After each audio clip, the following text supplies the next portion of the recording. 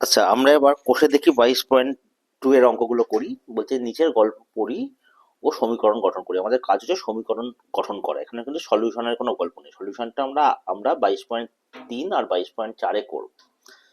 তো বলেছে আমার মার্বেলের 7 গুণ মার্বেল প্রতিমার কাছে আছে, প্রতিমার কাছে 42টি মার্বেল আছে। এই জিনিসটাকে একটা সমীকরণ গঠন করতে হবে।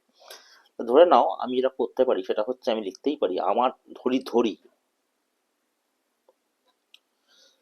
আমার কাছে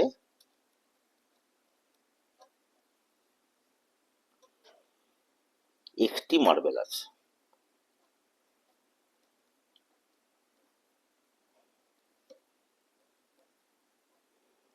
ঠিক আছে, আমার কাছে ধরো এক্সট্রা মার্বেল আছে। তাহলে প্রতিমার কাছে কটা আছে? প্রতিমার কাছে আছে হচ্ছে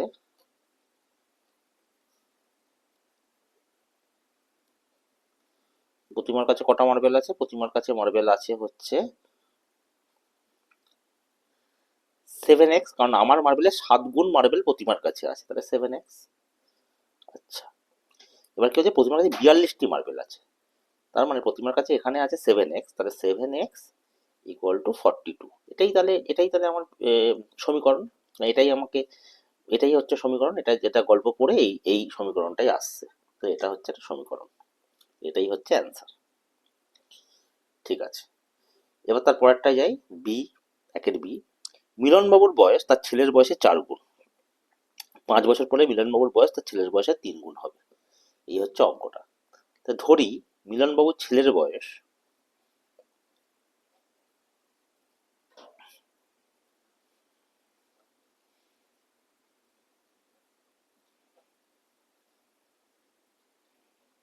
ধরুন মিলনবাবুর ছেলের বয়স তোমার এক্স, এক্স বছর। আচ্ছা, তাহলে মিলনবাবুর বয়স কত? মিলনবাবুর বয়স হচ্ছে ছেলের বয়সে 4 গুণ।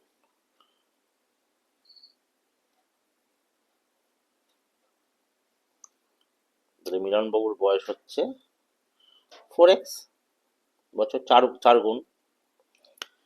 ঠিক আছে, 5 বছর পরে মিলনবাবুর বয়স তার ছেলের বয়সে 3 গুণ হবে। তাহলে 5 বছর যদি আমি এগিয়ে দিই, তাহলে 5 বছর পরে মিলনবাবুর বয়স কত হচ্ছে? মিলনবাবুর ছেলের বয়স কত হচ্ছে 5 বছর পরে?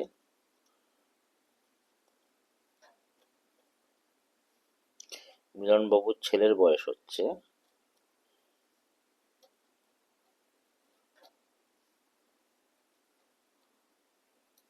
ছেলের বয়স কত হয়?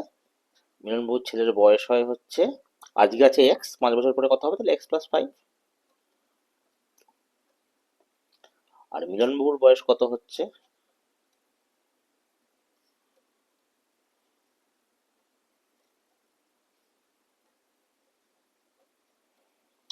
এখন হচ্ছে 4x, তাহলে তখন কত হবে? 4x+5। আচ্ছা, এবার কি বলেছে, আবার একটা পড়বে। মিলনবাবু 4 বছর 5 বছর পরে মিলনবাবুর বয়স তার ছেলের বয়সে 3 গুণ হবে। 5 বছর পরে মিলনবাবুর বয়স তার ছেলের বয়সে 3 গুণ হবে। আচ্ছা, তাহলে এবার তুমি দেখো, আহ, এখন মিলনবাবুর বয়স কত? মানে 5 বছর পরে মিলনবাবুর বয়স কত? 4x+5। আচ্ছা, ইকুয়াল টু তার ছেলের বয়সের 3 গুণ। তাহলে 3 ইন্টু ছেলের বয়স কত? x+5। এই যে জিনিসটা হলো, এটাই তাহলে একটা সমীকরণ। কারণ দুদিকে এক্স আছে, এরকম একটা কিছু কিছু কিছু কিছু কনস্ট্যান্ট আছে, সেই জন্য এটা একটা সমীকরণ। ঠিক আছে, এরপর সি এরটা দেখি। 187 টাকা আমি, দুলাল ও জাহির এমন ভাবে ভাগ করে নিলাম যে দুলাল আমার থেকে 5 টাকা কম পেলো, কিন্তু জাকির আমার আমার দ্বিগুণ টাকা পেলো। এবার এটাকে একটা সমীকরণ করতে হবে। ধরি আমি নিলাম,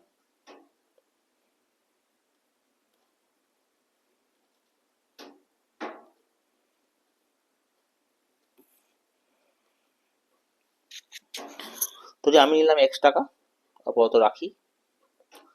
আচ্ছা, দুলাল ও জাহির এমন ভাবে নিল যে দুলাল আমার চেয়ে 5 টাকা কম পেলো, তাহলে দুলাল কত পেচ্ছে?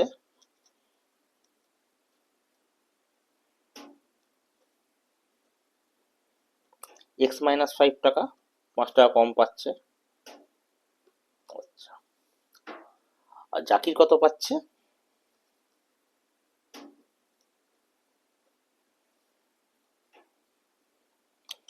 আমার দ্বিগুণ টাকা পেয়েছে, তো জাকির পেয়েছে 2x টাকা, কারণ আমার দুগুণ, আমি হচ্ছে এক্স, তাহলে তার দুগুণ হচ্ছে 2x। ঠিক আছে, তাহলে আমি পেলাম, দুলাল পেলো, জাকির পেলো। আচ্ছা, এবার কি বলছে, এই যে তিনটে পেয়েছে, এই তিনটে সামেশন কত, এই তিনটে যোগফল হচ্ছে 187 টাকা, কারণ টোটাল ছিল 187 টাকা। তাহলে x plus x-5 plus 2x equal to 187। তো এটাই একটা সমীকরণ, এটাই হচ্ছে অ্যান্সার। বোঝা গেছে? জাস্ট সমীকরণগুলো বার করতে হচ্ছে, এখানে আমি সলিউশন করছি না, জাস্ট শুধু সমীকরণগুলো বার করছি। ঠিক আছে, চলো এবার ডি এরটা দেখি।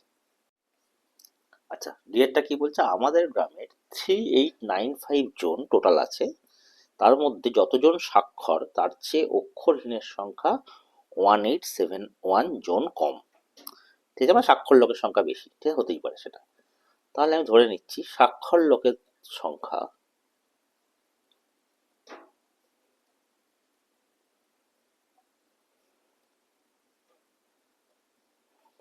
স্বাক্ষর লোকের সংখ্যা equal to x John.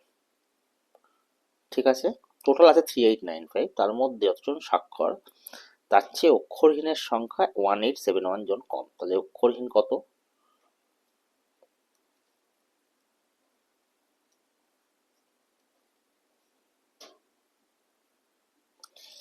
x-1871, এটাই বলেছে, এতজন।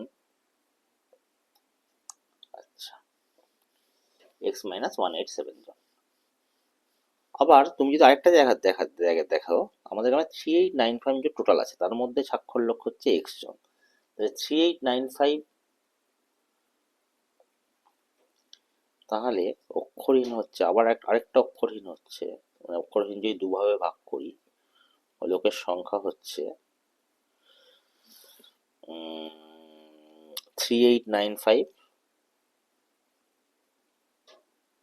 মাইনাস এক্স জন, কারণ এক্স জন হচ্ছে স্বাক্ষর। তাহলে অক্ষরহীন লোকের সংখ্যা একদিকে হচ্ছে x-1875, আর একদিকে হচ্ছে 3895 মাইনাস 7।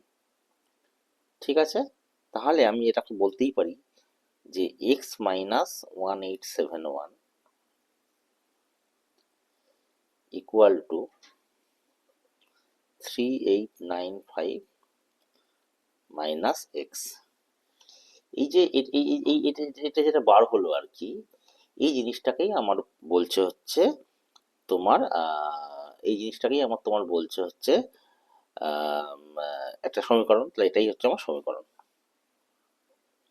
ঠিক আছে, আচ্ছা, পরেরটায় যাই। কোনো সংখ্যাকে 12 দিয়ে গুণ করে তা থেকে 48 বিয়োগ করলে বিয়োগফল মূল সংখ্যাটির 2.2/5 অংশ হবে। ভালো কথা, এখানে আননোন যেটা সেটাকে আমি এক্স ধরবো, তাহলে সংখ্যাটা হলো এক্স। এবার শর্তানুসারে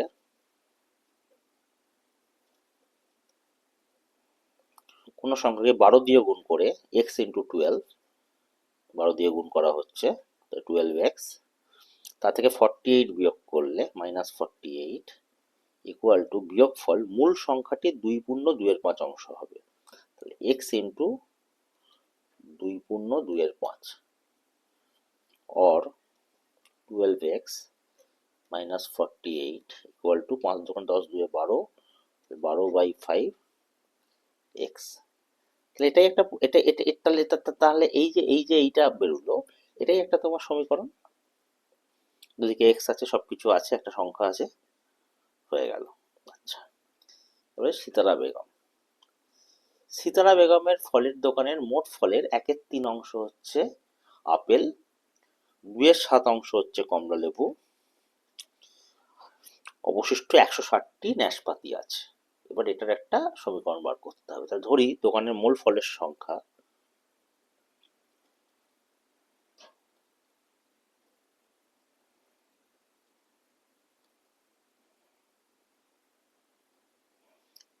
মোট ফলের সংখ্যা ইকুয়াল টু এক্স। আচ্ছা, এক্স টি, ইউনিট হচ্ছে টি।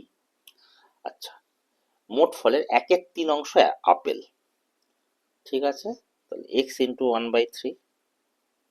আচ্ছা, 2/7 হচ্ছে কমলা লেবু, এক্স ইন্টু 2/7,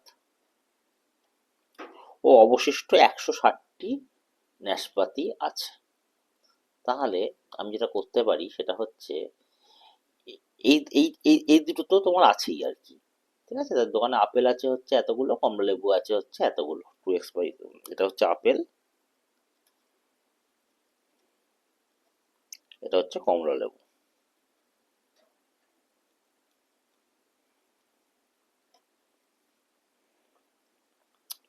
তাহলে এবার যেটা বলছে যে অবশিষ্ট 160টি নাশপাতি আছে। আচ্ছা, টোটাল আছে হচ্ছে দোকানে ফল এক্সটা, এক্স থেকে আপেল হচ্ছে আছে x/3, আর কমলা লেবু আছে 2x/7।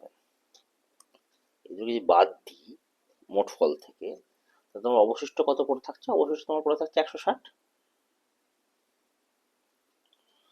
এই যে জিনিসটা হলো x minus x/3 plus 2x/7 equal to 160, এটা একটা সমীকরণ, এটাই হচ্ছে অ্যান্সার।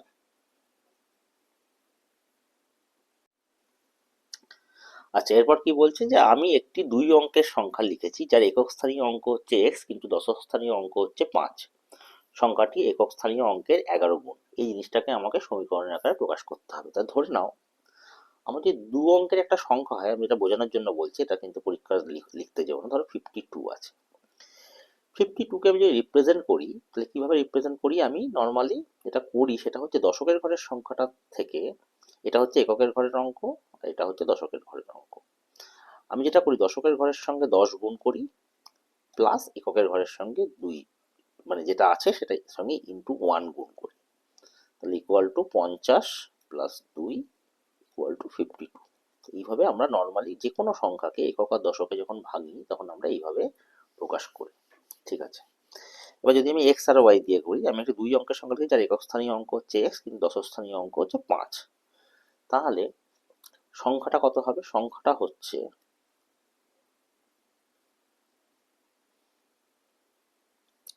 আমি আবার একক দশক লিখে দিচ্ছি, একক স্থানীয় অঙ্ক হচ্ছে এক্স আর দশক স্থানীয় অঙ্ক হচ্ছে 5। তাহলে এটাকে যদি আমি এইভাবে ভাঙি তাহলে কি হবে? Equal to 5 into 10 plus x into 1, তাহলে হচ্ছে 50 প্লাস এক্স, এইটা হচ্ছে সংখ্যাটা।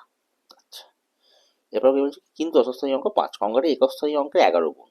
তাহলে শর্তানুসারে একদিকে সংখ্যাটা হচ্ছে 50 প্লাস এক্স, আরেক দিকে সংখ্যাটা হচ্ছে একক স্থানীয় অঙ্কের 11 গুণ। তাহলে 11 ইন্টু একক স্থানীয় অঙ্ক কত আছে? এক্স। তাহলে এইটা হচ্ছে একটা সমীকরণ, এটাই হচ্ছে অ্যান্সার। আচ্ছা, এই চেটটা দেখি। দীপ্তার্ক একটি 3 অঙ্কের সংখ্যা লিখেছে যার শতক স্থানীয় অঙ্ক হচ্ছে ওয়াই, দশক স্থানীয় অঙ্ক হচ্ছে 7, ও একক স্থানীয় অঙ্ক হচ্ছে 0। সংখ্যাটি শতক স্থানীয় অঙ্কের 114 গুণ। তাহলে আমি আগে যেটা লিখলাম একক দশক দিয়ে, এবার এটা 3টেতে যাচ্ছে, একক দশক শতক। তাহলে আমি চিন্তা করি কিরকম হয়। ধরো একক আছে, দশক আছে, আর শতক আছে। ধরো সংখ্যাটা হচ্ছে 111 বা 112 ধরো। এই অঙ্কটা কিভাবে রিপ্রেজেন্ট করা হয় দেখো, সেটা হচ্ছে শতকের ঘরে যত আছে তার সঙ্গে 100 গুণ হয়, প্লাস দশকের ঘরে যত আছে তার সঙ্গে 10 গুণ হয়, এককের ঘরে যত আছে তার সঙ্গে 1 গুণ হয়। তাহলে হচ্ছে 100 প্লাস 10 প্লাস 2, 100 প্লাস 10 প্লাস 2 যদি আমি করি তাহলে এটা আলটিমেটলি 112 হচ্ছে। এইভাবে সংখ্যাটাকে রিপ্রেজেন্ট করা হয়। এবার আমরা বীজগণিতে চলে যাচ্ছি। এটা জাস্ট তোমাদের রাফের জন্য দেখালাম, এটা কিন্তু পরীক্ষায় দেখাতে যাও না, ঠিক আছে। দীপ্তর্কের 3 অঙ্কের সংখ্যা যার শতক স্থানীয় অঙ্ক হচ্ছে ওয়াই, ঠিক আছে। তাহলে সংখ্যাটা হলো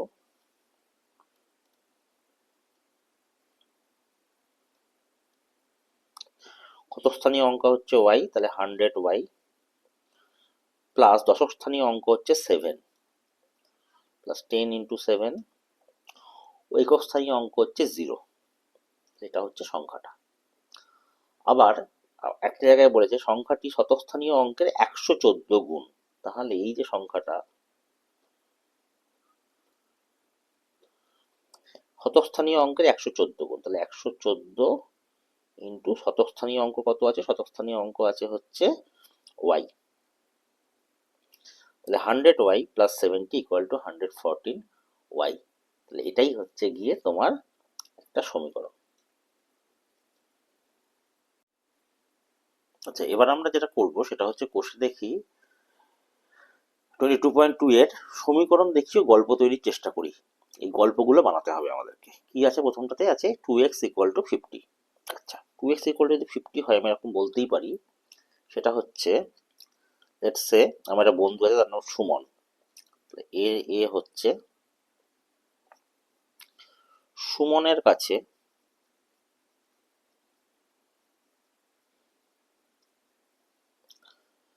যতগুলি বই আছে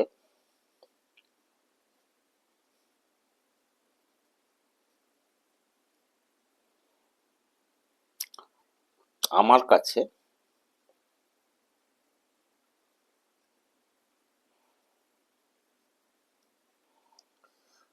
তার দুগুণ বই আছে। কারণ দুই দুই দিয়ে গুণ করছে এক্স তে, সেই জন্য।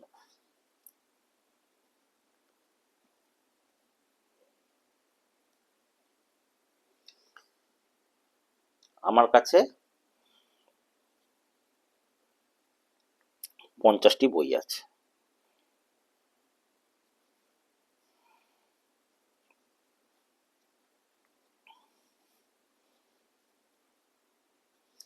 এই হচ্ছে গিয়ে তোমার মোটামুটি প্রথম সমীকরণটা যদি আনতে হয় তাহলে এটাই হচ্ছে তার পয়েন্ট। ঠিক আছে, গল্পটা আর কি। আচ্ছা, 2 নম্বরটা দেখি আমরা। 2 নম্বরে কি বলছে? 3y plus 10 equal to 160। ঠিক আছে, তাহলে আমি যেটা বলতে পারি যে ধরে নাও একটি সংখ্যার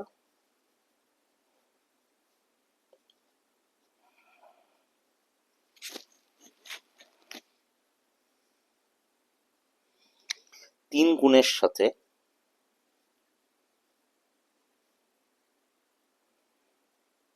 10 যোগ করলে, 10 যোগ করা আছে, দেখো 3y প্লাস 10 আছে, যোগফল 160 হয়।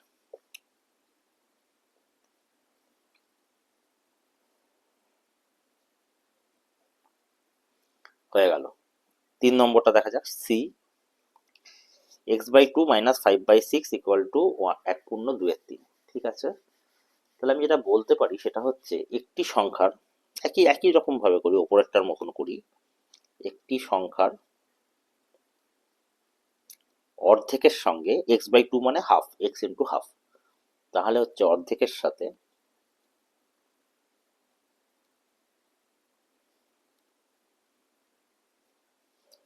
পাঁচের ছয় বিয়োগ করলে, 5/6 বিয়োগ করা আছে দেখো,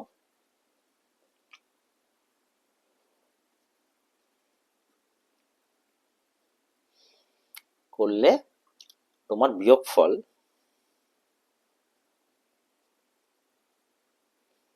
1/2 হয়। তাহলে 3 নম্বরটা হয়ে গেল, সি হয়ে গেল। ডি এরটা দেখা যাক। 3/2x plus 2 equal to x. এটা একটু ঝামেলা আছে।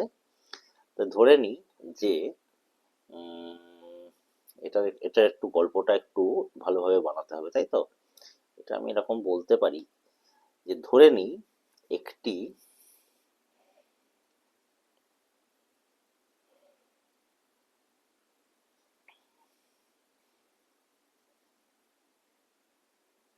একটি উম, কাগজের দৈর্ঘ্য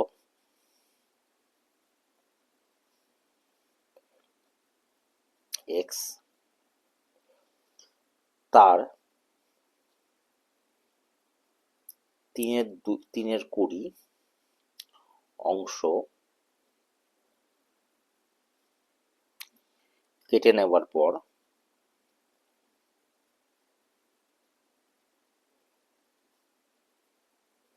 কাগজের দৈর্ঘ্য হয়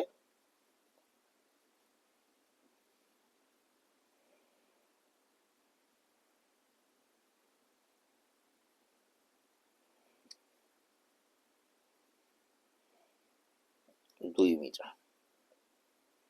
তাহলে এটা একটা ডিএরটাও একরকম তোমার গল্প। আচ্ছা, এটা তুমি যদি দেখো, একটু একটু দেখিয়ে দিই। 3/20x + 2 = x আছে কাগজে। ধরো তাহলে এটা কি হয়, এটা এইভাবেও করা যায়, x - 3/20x = 2। যদি এই গল্পটা যদি দেখো, একই তো সমীকরণ এটা। কাগজের দৈর্ঘ্য x, তার 3/20 অংশ কেটে নিচ্ছে, তাহলে x - 3/20x = 2। কাগজের দৈর্ঘ্য হয় 2 মিটার। তাহলে এইভাবে জিনিসটাকে আমি করে দিলাম, এটা গল্প হয়ে গেল। ঠিক আছে, এবার আমরা এটা এটা এদিকটা হয়ে গেল। তোমাদের যদি ভালো লাগে তোমরা লাইক করো, কমেন্ট করো, সাবস্ক্রাইব করো। যদি কোনো অঙ্ক দেখানোর দরকার লাগে লিখো। আমি এরপর চলে যাব হচ্ছে 22 পয়েন্ট, এটা হচ্ছে 22.2 হলো, রাইট? হ্যাঁ, তো এরপর আমাদের 22.3, 22.4 এগুলো সবই করা করা থাকবে একইভাবে। তো তোমরা দেখো, দেখে যদি দেখো তোমাদের একটু উপকার হয়, তাহলে সেটাই আমার পাওনা। ঠিক আছে, চলো এরপর আমরা পরের ক্লাসে দেখবো।